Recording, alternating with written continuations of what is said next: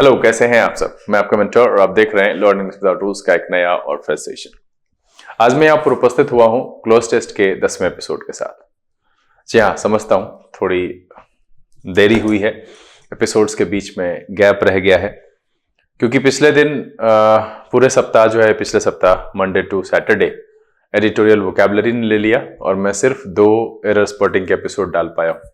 इस सप्ताह मैं कोशिश करूंगा कि कम से कम 4 एपिसोड एडिटोरियल वोकैबुलरी के अलावा हो सके। ऐसे मैं कोशिश करूंगा कि प्रत्येक दिन एक एपिसोड जो दिन के 11 बजे बोला है वो आप लोगों के लिए लाया जाए, और उसमें जो हम पीछे करा रहे थे वो तो होगा ही, साथ में कुछ नए तरह के क्वेश्चंस को भी हम ऐड करेंगे। तो आज यहाँ पर 10वां एपिसोड है और आप सबको पता है कि करना क्या है। मैं क्वेश्चन सामने लाऊंगा, स्क्रीन से हटूंगा, आप वीडियो को पॉज करके आराम से बनाइएगा, फिर हम एक्सप्लेनेशन लेकर के आपके सामने उपस्थित होंगे। तो चलिए सेशन की शुरुआत करते हैं। लेकिन उससे पहले जो लोग इस चैनल पर नए हैं और वैसे पुराने लोग जिन्होंने अब तक चैनल को सब्सक्राइब नहीं किया है, प्लीज सब्सक्राइब कर लीजिए। बेल आइकन प्रेस करके नोटिफिकेशन को ऑल पर रखना नहीं भूलिएगा। लाइक और शेयर करने में कंजूसी नहीं कीजिएगा। साथ में अगर सेशन के दौरान मन में कोई सवाल रह जाए तो कमेंट में लिखकर मुझे बताइएगा। कोशिश करूंगा कि जल्द से जल्द उसका आंसर लेकर के आपके सामने उपस्थित हूं। चलिए सेशन की शुरुआत करते हैं। लर्निंग विदाउट रूल्स के सेशन में एक बार फिर से आप सब का स्वागत है। उम्मीद है तैयार है। तो चलिए क्वेश्चन लाते हैं और हम हटते हैं स्क्रीन से, आप इसको बनाइए।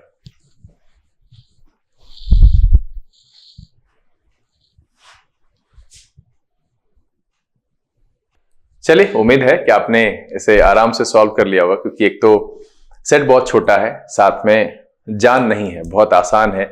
बहुत सारा ऐसा है कि अगर आप ग्रामेटिकल कॉन्सेप्ट आपको पता है और एलिमिनेट करेंगे, संदर्भ को समझेंगे, तो शायद आपने इसे कर लिया होगा। चलिए हम यहाँ पर एक्सप्लेन करते हैं इसको और आप आराम से आंसर को मिलाइए, देखिए कितना हुआ, क्या सही हुआ।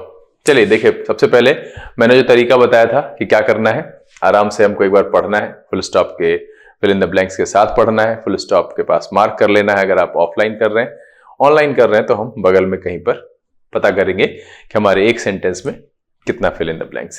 कह रहा है, in India from time immemorial there is dash been a common spiritual outlook on dash to which various races and religions dash made contributions.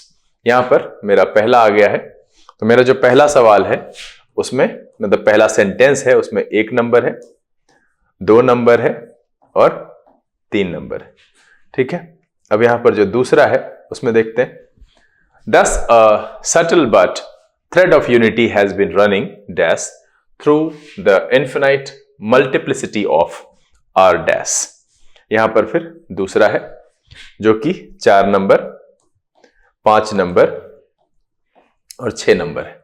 उसके बाद कह रहा है, for an analytical description of Indians culture heritage in the lights of dash definition given above, it would be dash to trace her cultural history of dash 1000 years। अब इसमें जो तीसरा है उसमें आपके 4 हैं, 7 नंबर, 8 नंबर, 9 नंबर और 10 number. तो इसमें क्या हो गया कि एक सेंटेंस में 3 है, एक सेंटेंस में 3 है, और जो आखिरी है ये पैराग्राफ पूरे 3 सेंटेंस का ही है, और इसमें 3, 3 और 4 करके फिल इन द ब्लैंक्स दिया गया है।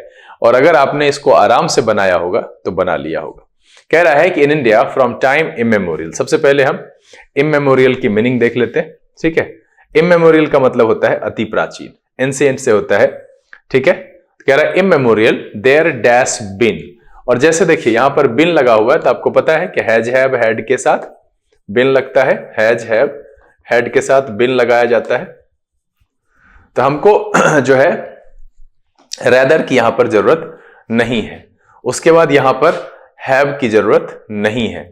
ठीक है, क्योंकि there has been a common spiritual या there had been a common spiritual, तो हैड तो होगा नहीं, यहां पर हैज होगा, तो ये भी खत्म हो गया। तो पहले का जो आंसर मेरा हो गया वो हो गया सी। आराम से समझिएगा कि in India from time memorial there has been a common spiritual outlook on dash to which various races and religions dash made contributions. ठीक है, अब यहां पर देखिए सबसे पहले 3 नंबर को देखते हैं। अगर हम रिलीजन्स को देखें तो इसमें फिर से आर हो सकता है, इज नहीं होगा। हम 2 नंबर को छोड़ के जंप किए हैं क्योंकि यहाँ पर जो है मेरा चूंकि एक ही सेंटेंस का हिस्सा है तो हम फिर वापस 2 नंबर पे जाएंगे ही, लेकिन चूंकि 3 नंबर में बहुत आसान था, अब यहाँ पर हैज नहीं होगा। क्यों? क्योंकि यहाँ पर रिलीजन्स है ना, रेसेस एंड रिलीजन्स है, तो इसके साथ मेरा यहाँ पर इज का जाना नहीं होगा और हैज का जाना नहीं होगा।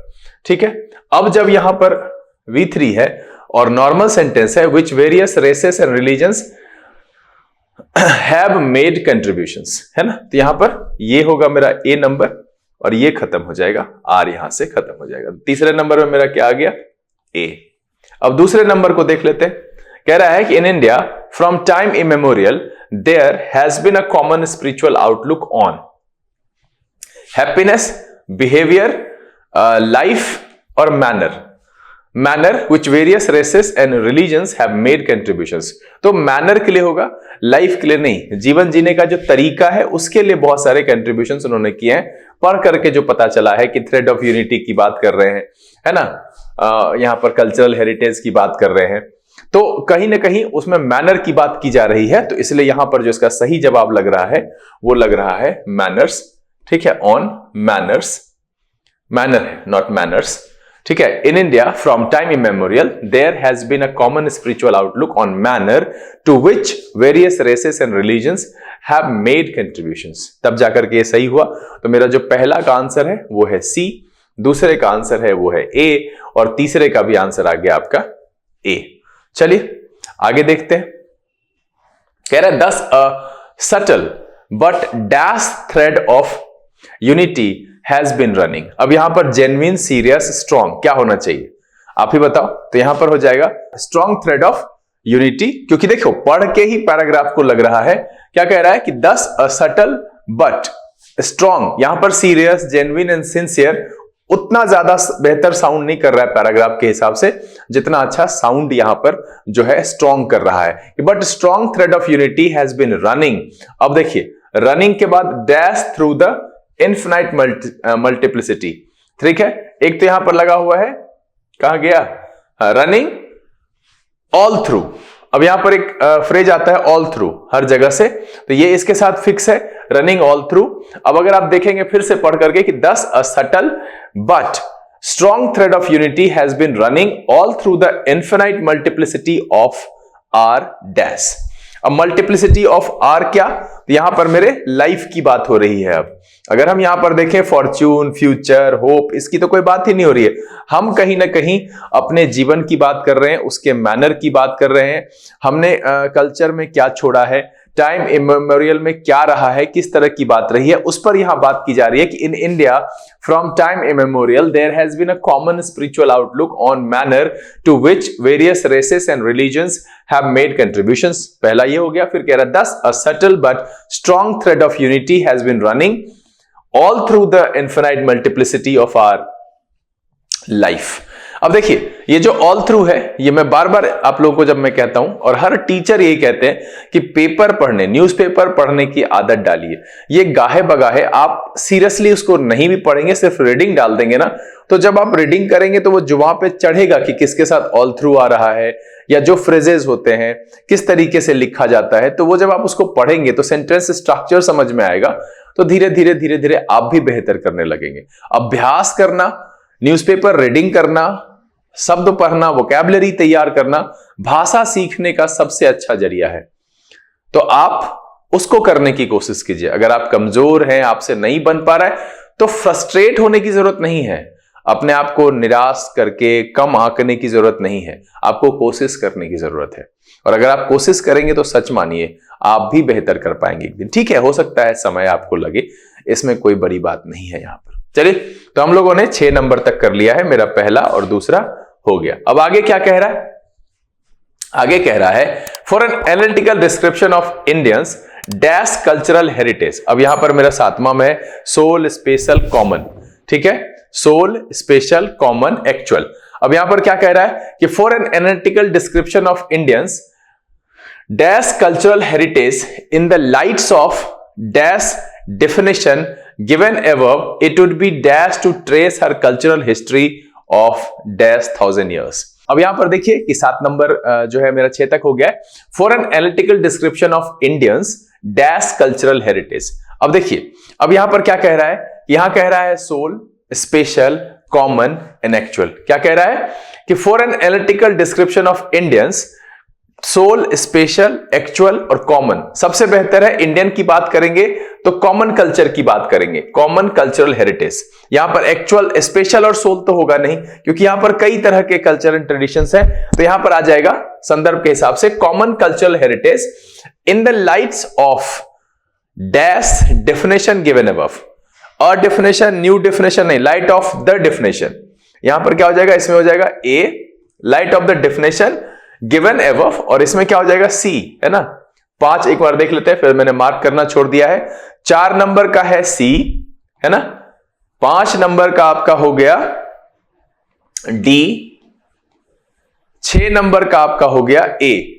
उसके बाद कह रहा है कि for an analytical description of Indians dash, यानी कि common cultural heritage in the lights of the definition given above, it would be dash to trace.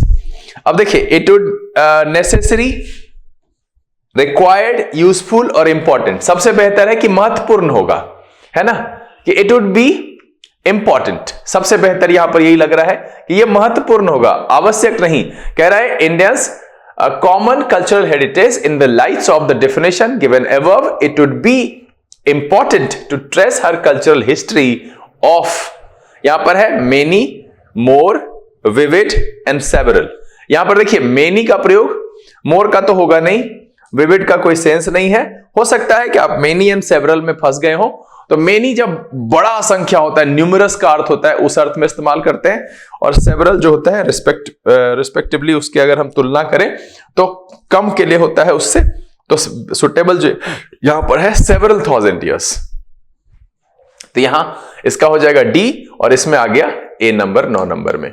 तो मेरा जो फाइनल पैराग्राफ आ गया कि in India from time immemorial there has been a common spiritual outlook on manner to which various races and religions have made contributions, thus a subtle but, अब 4 number में क्या था, a strong thread of unity has been running all through the infinite multiplicity of our life. For an analytical description of Indians common cultural heritage in the lights of the definition given above, it would be important to trace her cultural history of 1000 years. अब यहां पर 1-2 word और है, उसको देख लीजिए। Outlook, इसका मतलब होता है देखने का नजरिया। दूसरा है सटल, का मतलब होता है हल्का, सूक्ष्म, मामूली। और मुझे लगता है कि इसमें से आउटलुक और सटल तो आपके एडिटोरियल वोकैबुलरी में आ ही गया है। उम्मीद है कि यहां पर जो एक छोटा सा, ज्यादा कुछ था नहीं, खुला खुला सा था, ऑप्शन भी ज्यादा टफ नहीं था, और मुझे लगता है कि आपने इसमें अच्छा अंक प्राप्त किया होगा। तो सबसे पहले अपने द्वारा प्राप्त किए गए अंक कमेंट बॉक्स में लिख करके मुझे बताइए, और अगर कोई परेशानी हुई हो, कुछ समझ में नहीं आया हो, तो वो भी मुझे बताइएगा। साथ में ये बताइएगा क्या अब 10वां एपिसोड करने पर थोड़ा बहुत क्लोज टेस्ट के साथ आप फ्रेंडली हुए हैं या नहीं हुए हैं, और बाकी और कुछ परेशानी हो तो वो भी लिखिए। बहरहाल उम्मीद ये है कि ये वीडियो आपको पसंद आया। अगर ये वीडियो अच्छा लगा, आप इसको लाइक कर दीजिए। अब तक चैनल सब्सक्राइब नहीं किया तो प्लीज सब्सक्राइब कर लीजिएगा। बेल आइकन प्रेस करके नोटिफिकेशन कॉल पर रखना नहीं भूलिएगा, ताकि यहाँ से जो वीडियो अपलोड हो उसकी सूचना आपको मिले और कोई भी सेशन मिस ना हो। समय यहां से विदा लेने का, बहुत जल्द से एपिसोड के साथ फिर आपके सामने उपस्थित होंगे। तब तक के लिए आप घर में रहिए, अपना और अपने परिवारजनों का ख्याल रखिए, खुश रहिए, मस्त रहिए, लेकिन पढ़ते लिखते जरूर रहिएगा। लर्न इंग्लिश विदाउट रूल्स के जरिए, this is BK Singh signing off. Keep reading, keep practising. Thank you, God bless you.